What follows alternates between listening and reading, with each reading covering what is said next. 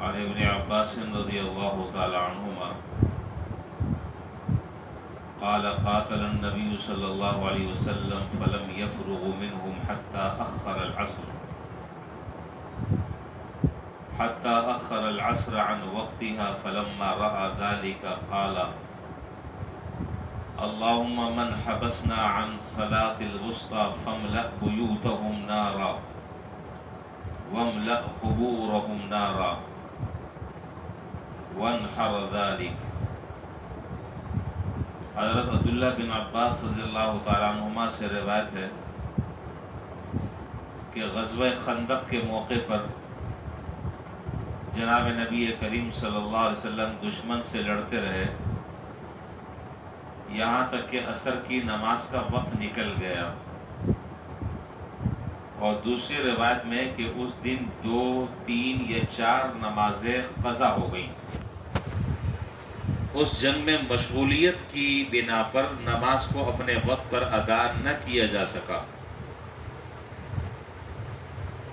تو آپ صلی اللہ علیہ وسلم کو بہت زیادہ صدمہ ہوا نماز عصر کے فوت ہونے کا۔ تو آپ نے اس موقع پر کفار کے حق میں وہ بددعا فرمائی جو میں نے ابھی حدیث کا متن آپ کے سامنے پڑھا۔ آپ نے فرمایا کہ اللہ جن لوگوں نے ہمیں عصر کی نماز سے روکا ان کے گھروں کو اور قبروں کو آگ سے بھر دے۔ اے اللہ جن لوگوں نے ہمیں نماز عصر ادا کرنے سے روکا، یعنی جو ظاہری جنگ کا سبب بنے، ان کے قبروں کو اور گھروں کو آگ سے بھر دے۔ آپ نے اس موقع پر یہ بددعا فرمائی۔ یہاں نماز عصر سے متعلق چند گزارشات آج عرض کرنی ہے۔ ویسے تو ہر مسلمان یہ بات اچھی طرح جانتا اور سمجھتا ہے کہ ہر مسلمان بالغ مرد اور عورت کے ذمہ 5 وقت کی نمازیں فرض ہیں،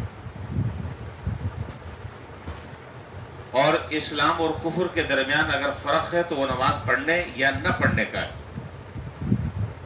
مسلمان ہو اور نماز نہ پڑھے ایسا ممکن نہیں ہے، ایسا ہو نہیں سکتا۔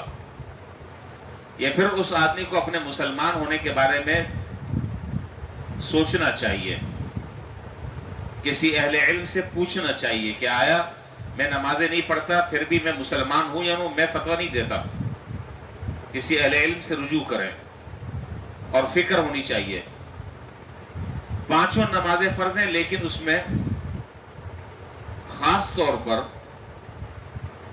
احادیث میں 2 نمازوں کی بڑی اہمیت بیان کی ہے، ایک نماز فجر کی اور دوسری نماز عصر کی۔ اس کا قطعاً یہ مطلب نہیں کہ صرف یہ 2 نمازیں پڑھ لو باقی 3 نمازوں کی چھٹی۔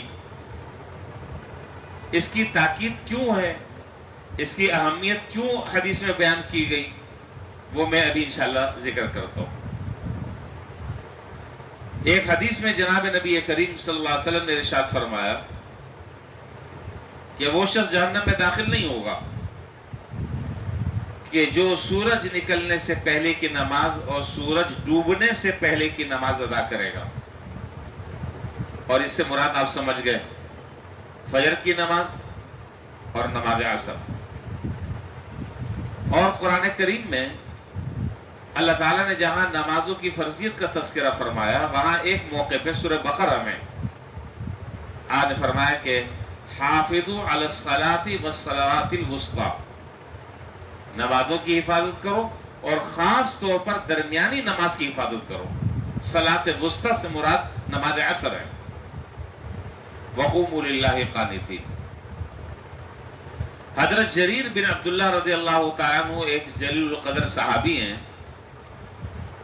وہ روایت کرتے ہیں کہ ایک موقع پر جناب نبی کریم صلی اللہ علیہ وسلم نے ارشاد فرمایا کہ انکم ستعرضون علی ربکم فترونه كما ترون هذا القبر لا تضامون في رؤيته قال استطعتم الا تغلبوا على صلاة قبل طلوع الشمس وصلاة قبل غروبها فافعلوا ثم قرأ هذه الآية فسبح بحمد ربك قبل طلوع الشمس وقبل غروبها۔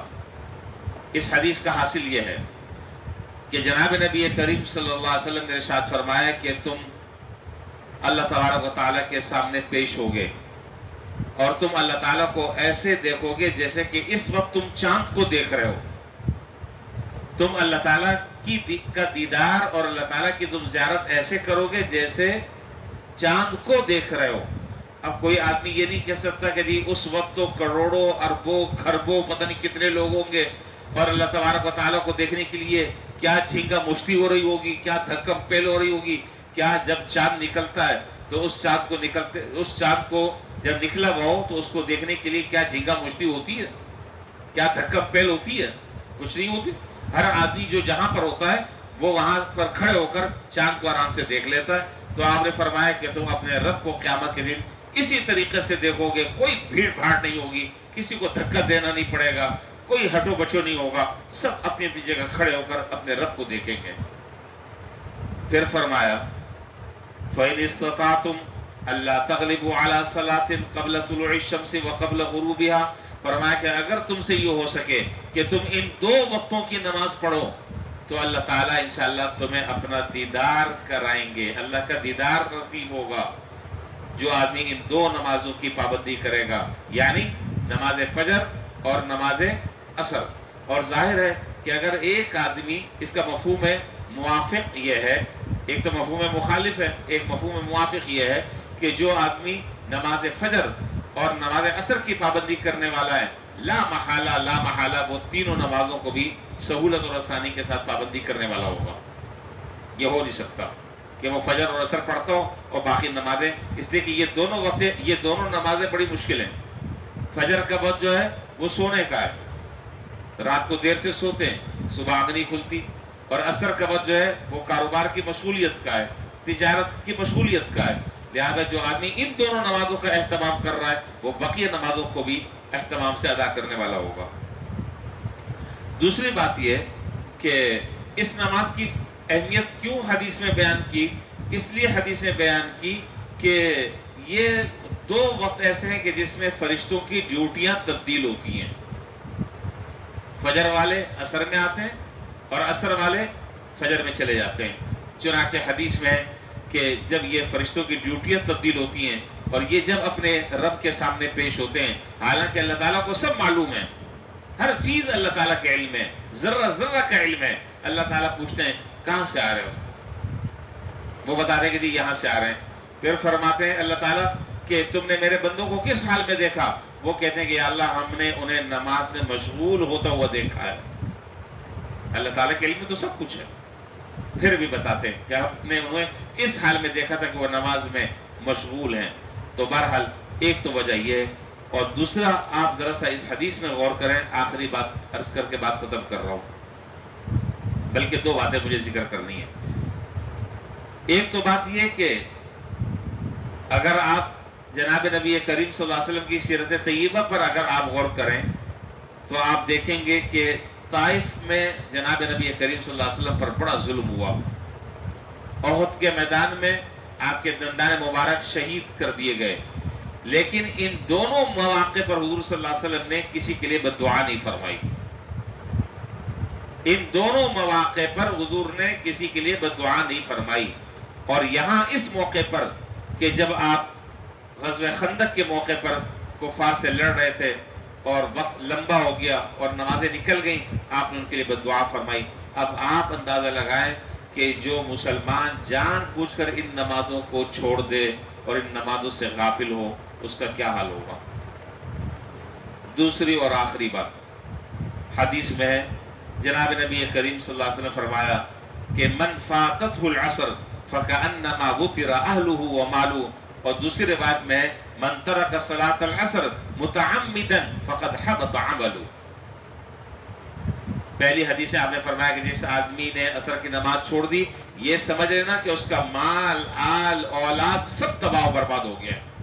یعنی وہ آدمی اتنے زبردست نقصان اور گھاٹے کا اسے سودا کیا.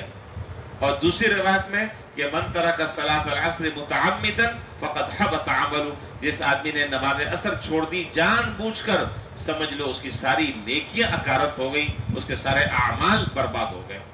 اللہ تبارک میرا خیال بہت کچھ میں نے بہت ساری روایتیں آپ کے سامنے ذکر کر دی, مزید اب کسی تفصیل کی شاید ضرورت نہیں ہے. اب دعا فرما لیں اللہ تعالیٰ ہمیں ان نمازوں کو اہتمام سے پڑھنے والا بنا دے، اللہ تعالیٰ ہمیں اس کی توفیق عطا فرما دے۔ اور اب تک اگر کوئی سستی ہو رہی تھی تو اب وہ سستی نہیں ہونی چاہیے، اب وہ سستی نہیں ہونی چاہیے۔ اتنی ساری روایتوں کو سننے کے بعد بھی اگر کوئی آدمی عصر کی نماز میں سستی کرتا ہے پھر نتیجہ وہ خود نکال لے۔ اللہ تعالیٰ ہم سب کو عمل کرنے کی توفیق عطا فرمائے۔ وآخر دعوانا الحمدللہ رب العالمین۔